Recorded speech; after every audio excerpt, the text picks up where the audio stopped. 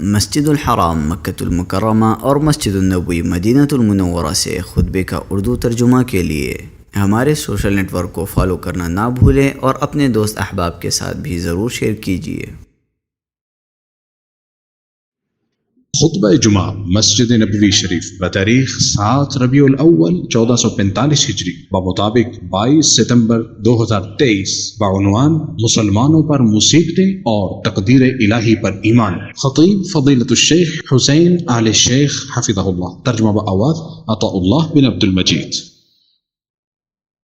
خوشحالی اور تنگ دستی میں تمام تعریفیں اللہ تعالیٰ ہی کے لیے ہیں، اور میں گواہی دیتا ہوں کہ بلند و برتر ذات اللہ رب العزت کی ذات ہے کہ جس کے سوا کوئی معبود برحق نہیں، اور میں گواہی دیتا ہوں کہ محمد صلی اللہ علیہ وسلم اس کے بندے اور رسول اور برگزیدہ نبی ہیں۔ اے اللہ رحمتیں اور سلامتی نازل فرما آپ صلی اللہ علیہ وسلم پر، آپ کی آل اور آپ کے پرہیزگار اصحاب پر۔ اللہ کے بندو، میں تمہیں اور اپنے آپ کو تقوی الہی کی وصیت کرتا ہوں۔ ارشاد باری تعالی ہے، اور جو اللہ سے ڈرے گا وہ اس کے لیے نکلنے کا کوئی راستہ بنا دے گا اور اسے ایسی جگہ سے رزق عطا کرے گا جہاں سے اس کا گمان بھی نہیں ہوگا۔ اور دوسری جگہ فرمایا، اور جو کوئی اللہ سے ڈرے گا وہ اس کے لیے اس کے کام میں آسانی پیدا کر دے گا۔ اور مزید فرمایا، اور جو کوئی اللہ سے ڈرے گا وہ اس سے اس کی برائیاں دور کر دے گا اور اسے بڑا اجر عطا کر دے گا۔ ایمان کے بنیادی اصولوں اور بڑے ارکان میں سے اللہ تعالیٰ کی تقدیر اور اس کے فیصلوں پر ایمان لانا ایک اہم رکن ہے۔ ہر چیز اللہ سبحانہ و تعالیٰ کی قدرت، علم کامل اور نافذ ہونے والی مشیت کے ساتھ ہی وقوع پذیر ہوتی ہے، اور وہی ہر چیز کا خالق ہے۔ اس نے ہر چیز کو لکھ رکھا ہے، خواہ وہ واقع ہو چکی ہے یا واقع ہونے والی ہے۔ تو ہر مسلمان کے لیے واجب اور ضروری ہے کہ وہ تقدیر کے تمام فیصلوں پر ایمان رکھے، خواہ وہ فیصلے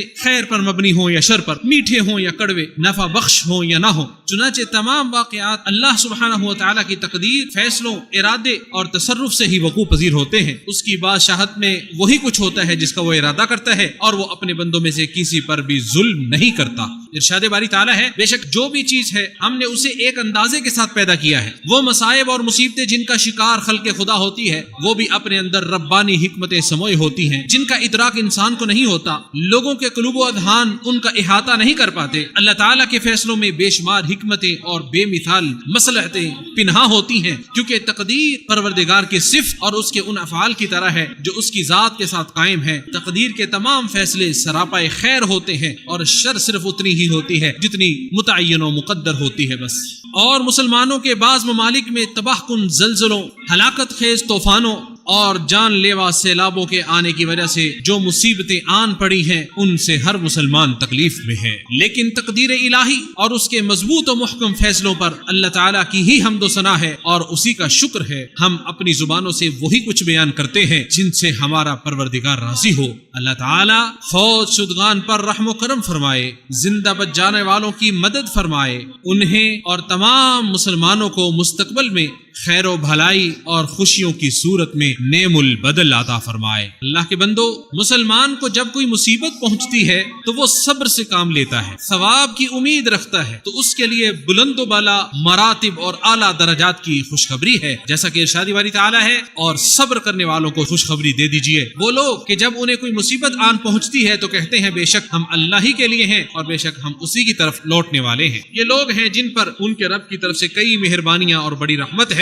اور یہی لوگ ہدایت پانے والے ہیں۔ اور نبی کریم صلی اللہ علیہ وسلم نے ارشاد فرمایا، مومن کا معاملہ بڑا ہی عجیب ہے، اس کا ہر معاملہ اس کے لیے بلائی ہی لاتا ہے، اور یہ بات مومن کے سوا کسی اور کو میسر نہیں ہے۔ اسے خوشی اور خوشحالی ملے تو شکر کر لیتا ہے اور یہ اس کے لیے اچھا ہوتا ہے، اور اگر کوئی نقصان پہنچے تو اللہ کی رضا کے لیے صبر کر لیتا ہے، یہ بھی اس کے لیے بھلائی ہوتی ہے۔ اسے امام مسلم نے روایت کیا ہے۔ اللہ کے بندو، جتنی بڑی مصیبت ہوتی ہے اجر بھی اتنا ہی بڑا ہوتا ہے، جیسا کہ آپ صلی اللہ علیہ وسلم نے ارشاد فرمایا، اجر و ثواب میں اضافہ آزمائش میں اضافے کے ساتھ ہے، یعنی آزمائش جتنی عظیم ہوگی اس کا بدلہ بھی اسی قدر عظیم ہوگا۔ اور اللہ سبحانہ و تعالی جب کسی قوم کو پسند فرماتا ہے تو انہیں آزمائش سے دوچار کر دیتا ہے، بس جو اس میں صبر و رضا کا مظاہرہ کرتا ہے اس کے لیے اللہ کی رضا ہے، اور جو اس کی وجہ سے اللہ سے ناراضگی اور برہمی کا اظہار کرتا ہے تو اس کے لیے ناراضی ہے۔ اسے امام ترمذی نے روایت کیا ہے۔ تو اس لیے تقدیر الہی اور اس کے فیصلوں پر صبر کرنے اور راضی رہنے سے مصیبتیں ہلکی ہو جاتی ہیں، نفوس کو تسلی مل جاتی ہے اور دلوں کو اطمینان و سکون حاصل ہو جاتا ہے، جیسا کہ ارشاد باری تعالی ہے، اور جو اللہ پر ایمان لے آئے وہ اس کے دل کو ہدایت دیتا ہے، اور اللہ ہر چیز کو خوب جاننے والا ہے۔ مصیبتوں اور امتحانوں کے وقوع پذیر ہونے میں اللہ سبحانہ و تعالی کی حکمتیں ہوتی ہیں، ان میں سے ایک یہ بھی ہے کہ اللہ تعالیٰ ان کے ذریعے مسلمان بندے کے گناہوں کو معاف کر دیتا ہے اور خطاؤں سے درگزر کر دیتا ہے، جیسا کہ نبی کریم صلی اللہ علیہ وسلم نے ارشاد فرمایا، جب کسی مومن پر کوئی مصیبت آتی ہے حتیٰ کہ وہ کانٹا جو اسے چبھتا ہے تو اللہ تعالیٰ اس کے بدلے اس کے لیے ایک نیکی لکھ دیتا ہے یا اس کی وجہ سے اس کی کوئی غلطی گناہ معاف کر دیتا ہے۔ اسے بخاری اور مسلم نے روایت کیا ہے۔ کیا کوئی معصوم ہے؟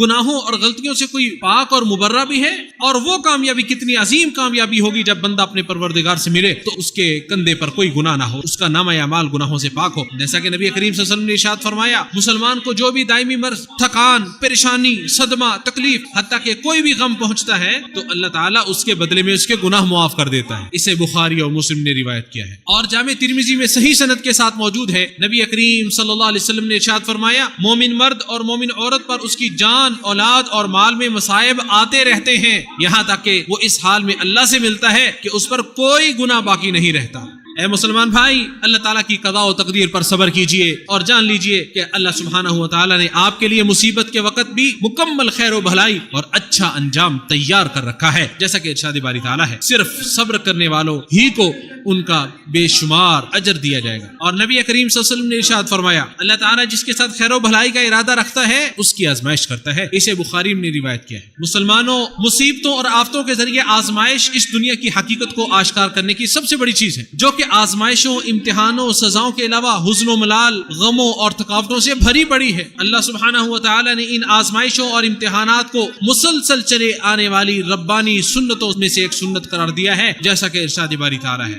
اور ہم تمہیں برائی اور بھلائی میں مبتلا کرتے ہیں آزمانے کے لیے، اور تم ہماری ہی طرف لوٹائے جاؤ گے۔ آخرت والا گھر ہی متقی لوگوں کے لیے صاف شفاف گھر ہے، جس میں نہ کوئی تھکان، امتحان اور آزمائش ہوگی، اور نہ ہی اس میں غم و حزن ہوگا، بلکہ ہمیشہ والی نعمتیں ہوں گی۔ ہم اپنے اللہ سے اس کے فضل و کرم کا سوال کرتے ہیں۔ ارشاد باری تعالی ہے، اور بے شک آخری گھر یقیناً وہی اصل زندگی ہے اگر وہ جانتے ہوتے۔ عقل مند انسان وہ ہے جو آخرت کو اس فانی دنیا پر ترجیح دیتا ہے۔ خوش نصیب ہے وہ شخص جسے آخرت کی فکر لاحق ہو گئی اور اسی کو اس نے اپنا مقصد اور ہدف بنا لیا، جیسا کہ ارشاد باری تعالی ہے، اور یقیناً آخرت آپ کے لیے دنیا سے بہتر ہے۔ اور مزید فرمایا، بلکہ تم دنیا کی زندگی کو ترجیح دیتے ہو، حالانکہ آخرت کہیں بہتر اور زیادہ باقی رہنے والی ہے۔ مصیبتیں اور آزمائشیں بندوں کو خبردار کرتی ہیں کہ وہ کمزور و ناتواں ہے، قوت و طاقت صرف اللہ تعالیٰ ہی کے پاس ہے، لہٰذا ہمیں ان آزمائشوں سے سبق حاصل کرنا چاہیے جو ہمیں اپنی اوقات یاد دلاتی ہیں، اور بندوں کو تو اس بات کی اشد ضرورت ہے کہ اپنے خالق کے سامنے عاجزی و انکساری اور آہوزاری اختیار کریں، گڑ گڑائیں، بھروسہ کرتے ہوئے ذوق و شوق اور رغبت رکھتے ہوئے بدرجہ اتم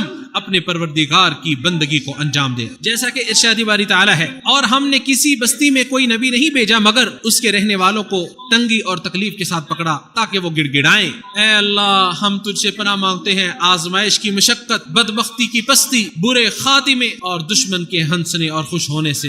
اول و آخر تمام تعریفیں اللہ سبحانہ و تعالی ہی کے لیے۔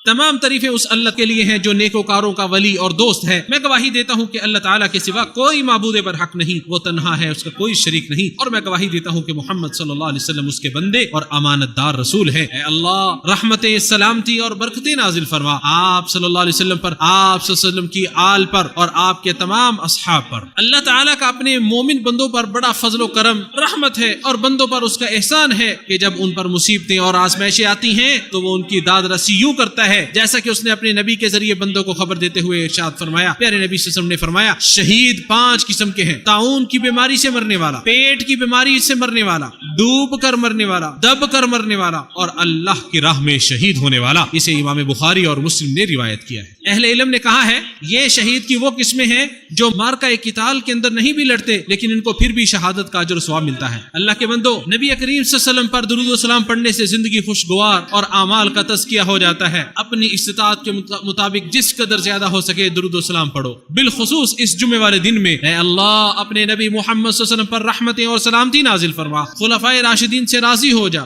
آل بیت اور تمام صحابہ کرام سے بھی راضی ہو جا، اور تمام زندہ و فوت شدہ مسلمان مسلمانوں سے بھی راضی ہو جا۔ اے اللہ ان کے گناہوں کو معاف فرما اور ان کی خطاؤں سے درگزر فرما۔ اے اللہ مسلمانوں کو ناپسندیدہ چیزوں اور تکلیفوں سے محفوظ فرما۔ اے اللہ ہم تیری نعمت کے زائل ہونے سے، تیری دی ہوئی عافیت کے پھر جانے سے، تیری ناگہانی گرفت سے اور تیری ہر قسم کی ناراضی سے تیری پناہ مانگتے ہیں۔ اے اللہ تو ہمارے حاکم خادم حرمین شریفین کو توفیق سے نواز، ان کی عمر دراز فرما اور ان کے ولی عہد کو بھی توفیق سے نواز، ان کا حافظ و مددگار بن جا اور انہیں سیدھے راستے پر قائم دائم رکھ۔ اے اللہ مسلمان مردوں عورتوں کو معاف فرما جو ان میں سے زندہ ہیں یا فوت شدہ ہیں۔ اے اللہ ان کو تو راضی کر دے اور ان سے تو راضی ہو جا۔ اے اللہ ان کے گناہوں سے درگزر فرما اور ان کے غلطیوں کو معاف فرما۔